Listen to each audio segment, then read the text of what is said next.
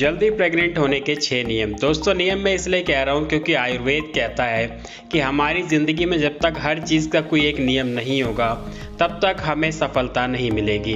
दोस्तों जिस तरीके से खाने का नियम, पीने का नियम, सोने का नियम और जागने का नियम यानी कि हर एक चीज़ का एक नियम है, उस तरीके से आज के वीडियो में आप लोगों को 6 ऐसे नियम बताने वाला हूँ जो कि प्रेग्नेंट होने के लिए हर कपल्स को यानी कि हर शादीशुदा जोड़े को फॉलो करना चाहिए।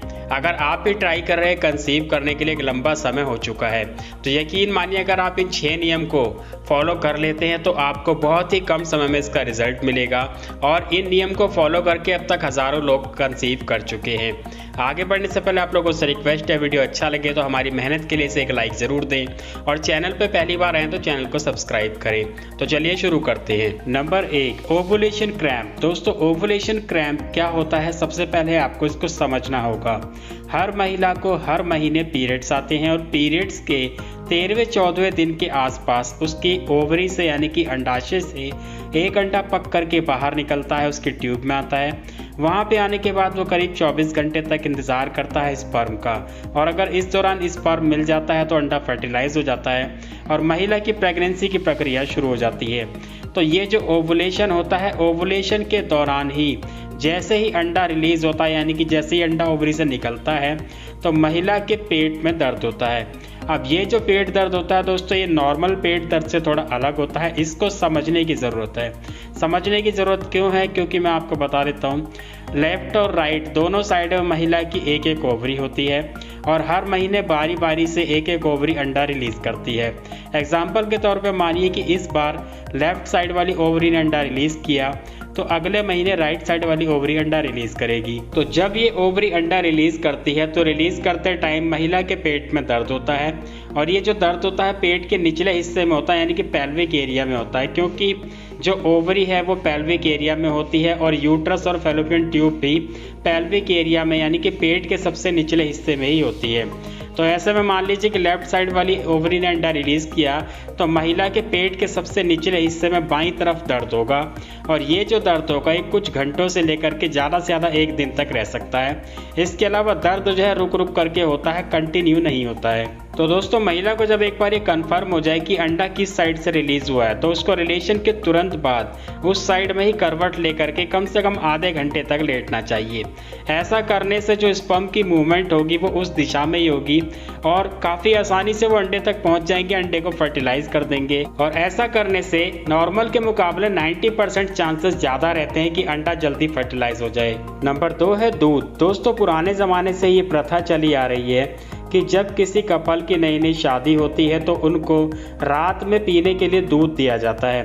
आपने अक्सर फिल्मों में, नाटकों में, सीरियल्स में भी ऐसा देखा होगा, लेकिन बहुत ही कम लोग जानते हैं कि ऐसा क्यों है, उनको दूध क्यों दिया जाता है। आयुर्वेद के अनुसार अगर सोने से पहले हल्का गुनगुना दूध पिया जाए तो ये अमृत के समान माना जाता है। और दूध में अगर हम थोड़ी सी काली मिर्च का पाउडर और थोड़े से बादाम डाल दें तो इससे दूध की जो ताकत है कई गुना बढ़ जाती है। ऐसा दूध पीने से स्ट्रेस काफ़ी तेज़ी से दूर होता है, दिन भर की थकान खत्म हो जाती है और यौन इच्छा बढ़ती है। इतना ही नहीं, पुरुषों के अंदर स्पर्म क्वालिटी और क्वांटिटी दोनों ही काफ़ी तेज़ी से बढ़ती है। इसलिए शादी के बाद कपल्स को रात को सोने से पहले हल्का गुनगुना दूध, काली मिर्च का पाउडर और बादाम डाल करके दिया जाता है। लेकिन आजकल के लाइफ स्टाइल में ऐसा देखा जा रहा है कि ये जो प्रथा है काफ़ी तेज़ी से ख़त्म होती चली जा रही है। दोस्तों यहाँ पे मैं कहना चाहूँगा कि चाहे वो कोई भी कपल हो, चाहे उनकी शादी को कितने भी साल हुए हों, अगर वो ट्राई कर रहे हैं कंसीव करने के लिए तो उनको सोने से पहले 1 गिलास दूध में थोड़े से बादाम और थोड़ी सी पिसी हुई काली मिर्च डाल करके उसको हल्का गुनगुना करना चाहिए और उसको पीना चाहिए। नंबर 3 है रिलेशन के तुरंत बाद वॉशरूम जाना। दोस्तों जब नई नई शादी होती है तो उस दौरान जो शादीशुदा जोड़े होते हैं उनके अंदर काफ़ी ज़्यादा इंटरेस्ट होता है इन चीज़ों को लेकर के, लेकिन जैसे जैसे एक लंबा समय बीतता है और प्रेगनेंसी नहीं हो पाती है तो ऐसे में जो कपल्स होते हैं जब रिलेशन में रहते हैं तो उस दौरान उनका जो इंटरेस्ट होता है पहले की तरह नहीं होता है। यहाँ पे जो उनका इंटरेस्ट है बिल्कुल ख़त्म हो चुका है, ना के बराबर है, क्योंकि अब वो रिलेशन में रह रहे हैं सिर्फ इसलिए कि प्रेगनेंसी हो जाए।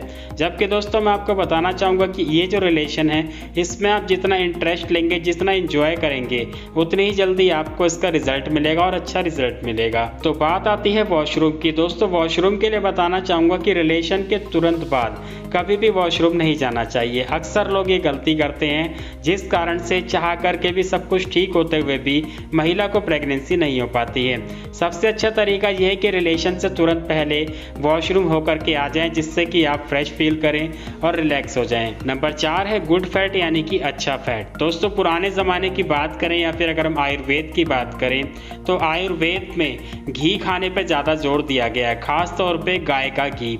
वो ऐसा इसलिए क्योंकि इस पे एक अच्छा फैट होता है यानी कि गुड फैट होता है, और जो भी हमारे शरीर में फर्टिलिटी हार्मोन्स हैं, चाहे वो पुरुष के हों चाहे वो महिला के हों, ये दोनों ही हार्मोन फैट से काम करते हैं। हमारी बॉडी में अच्छा फैट होना ज़रूरी है, तभी ये हार्मोन्स काम करेंगे। और अगर हमारी बॉडी में अच्छा फैट नहीं होगा तो ये हार्मोन्स की मात्रा कम हो जाएगी और हार्मोन्स इम्बैलेंस हो जाएंगे। तो इसलिए पुराने ज़माने से ही घी खाने पर ज़्यादा जोर दिया गया है।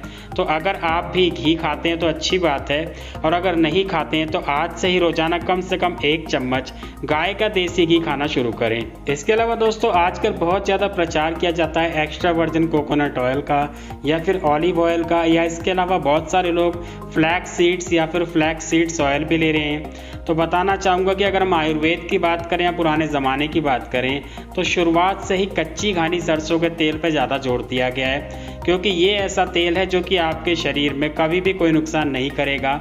और इसके साथ साथ इसमें जो ओमेगा 3 फैटी एसिड है वो भी पर्याप्त मात्रा में होता है, जिसके लिए आप अलग से कभी अलसी के बीज खाते हैं, कभी आप फिश ऑयल खाते हैं। तो अगर आप कच्ची घानी सरसों के तेल को अपनी डाइट में शामिल करते हैं, यानी कि अपनी जो भी सब्जियां हैं, जो भी खाना इस तेल में बनाते हैं, तो आपको अलग से ओमेगा 3 फैटी एसिड लेने की कोई ज़रूरत नहीं है। नंबर 5 है अल्टरनेट डे रिलेशन। दोस्तों बहुत सारे लोगों के दिमाग में ये सोच रहती है कि अगर रोज़ाना रिलेशन बनाया जाए या फिर ज़्यादा से ज़्यादा रिलेशन में रहें तो जल्दी कंसीव हो जाएगा, जबकि ऐसा नहीं है। उल्टा इसके और साइड इफ़ेक्ट होने शुरू हो जाते हैं। पहला साइड इफ़ेक्ट यही है कि आपके दिमाग पे इस चीज़ को लेकर के हमेशा एक प्रेशर रहेगा, और इस प्रेशर की वजह से आपकी यौन इच्छा कम होती चली जाएगी। दूसरी चीज़ ये कि अगर आप रोज़ाना और ज़्यादा से ज़्यादा रिलेशन में रहेंगे तो इससे स्पर्म की क्वालिटी उतनी बेटर नहीं रहेगी जितनी कि कंसीव करने के लिए होनी चाहिए। इसलिए जब भी आप ट्राई कर रहे हैं कंसीव करने के लिए तो कम से कम 1 दिन और ज़्यादा से ज़्यादा 2 दिन का गैप जरूर रखें। दोस्तों 2 दिन मैं इसलिए कह रहा हूँ क्योंकि अगर आप 2 दिन से ज़्यादा का गैप रखते हैं तो भी स्पर्म क्वालिटी ख़राब हो जाती है। इसलिए ज़्यादा से ज़्यादा 2 दिन और कम से कम 1 दिन का गैप रखें। नंबर 6 है पीरियड मिस होने से पहले ही प्रेगनेंसी के लक्षणों को पहचानना। अक्सर ऐसा होता है कि महिलाएं कंसीव तो कर जाती हैं लेकिन उनको लक्षणों के बारे में पता नहीं होता, जिस कारण से वो कोई ना कोई गलती कर जाती है या फिर उनकी प्रेगनेंसी खराब हो जाती है। क्योंकि दोस्तों जो शुरुआती प्रेगनेंसी के लक्षण होते हैं ये पीरियड्स की जो डेट होती है उसके आसपास ही दिखने शुरू हो जाते हैं, यानी कि उससे 2-3 दिन 4 दिन पहले ही दिखने शुरू हो जाते हैं, जिसमें कि सबसे मेन लक्षण होता है स्पॉटिंग या फिर ब्लीडिंग। और इसी लक्षण को लेकर के महिलाएं कंफ्यूज हो जाती हैं और गलती कर देती हैं। बताना चाहूँगा कि पीरियड की जो डेट होती है उससे करीब 5 या 6 दिन पहले ही इम्प्लांटेशन होता है, और इम्प्लांटेशन के दौरान हल्की फुल्की ब्लीडिंग या फिर स्पॉटिंग होती है। तो महिलाएं ज़्यादातर क्या करती हैं कि इसको पीरियड समझ लेती हैं, और वो ये सोचते हैं कि लगता है कि पीरियड इस बार जो है खुल करके नहीं आ रहे हैं, तो वो कोई ना कोई नुस्खा या फिर कोई ना कोई मेडिसिन ले लेती हैं जिससे कि ब्लीडिंग खुल के आ जाए। और होता यह है कि रुकी हुई प्रेगनेंसी ख़राब हो जाती है, ब्लीडिंग आनी शुरू हो जाती है। दोस्तों बताना चाहूँगा कि बहुत सारे केसेस में, यहाँ तक कि मेरी वाइफ के साथ भी ऐसा हुआ था कि प्रेगनेंसी रुकने के बावजूद भी कई महीनों तक हल्की हल्की स्पॉटिंग चली थी, जिसके लिए अलग से हार्मोन्स की टैबलेट दी जाती थी प्रेगनेंसी के 8वें महीने तक भी। तो इस तरीके से अगर आप ये 6 नियम को याद रखते हैं, समझ जाते हैं और फॉलो कर लेते हैं तो यकीन मानिए बहुत ही जल्दी आपको भी गुड न्यूज़ मिलेगी।